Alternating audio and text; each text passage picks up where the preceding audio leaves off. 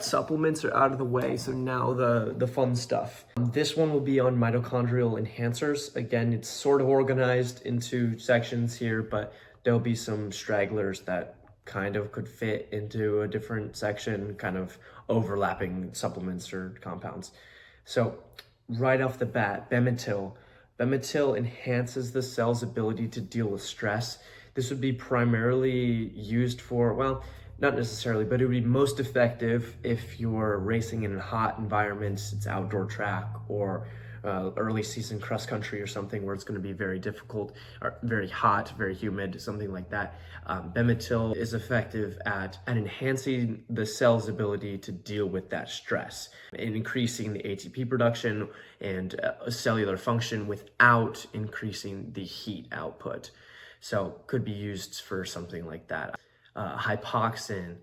Hypoxin is a overall mitochondria aid. It helps with ATP production. It reduces the oxidative stress as well with the mitochondria. So it's overall helps with oxygen delivery and energy production. Hemoxapine. This one is getting a little bit more popular, certainly very fringe, but I have heard a couple podcasts that I listen to that endurance runners have tried this for microcirculation.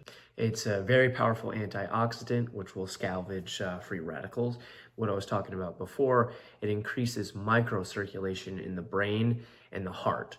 The little blood pathways in your heart and brain will be more effective and work a little bit better. I've taken amoxapine before, the same indoor race that I took Bemethyl with, and I've never taken it again because I got such a raging headache afterwards that it wasn't worth it for me to keep trying it. I'd like to go back to it and try it in a workout or something, but I guess that's a very good point.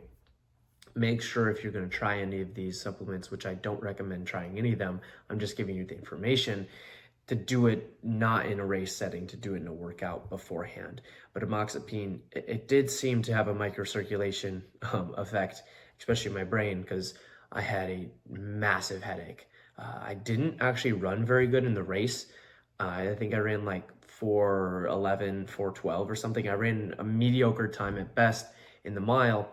But then afterwards, I had 12 by 400 at threshold, just like a post-race workout.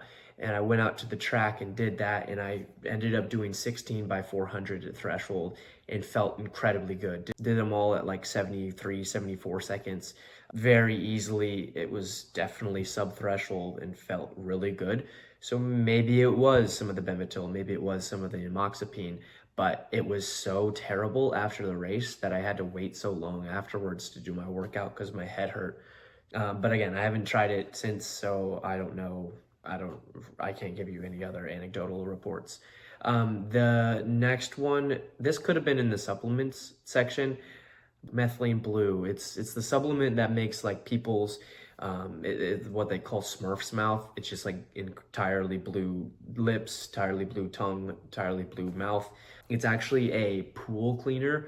Some aquariums use methylene blue to dye their water blue. You don't want to use that type of stuff. It's incredibly cheap if you use that stuff, but don't use it.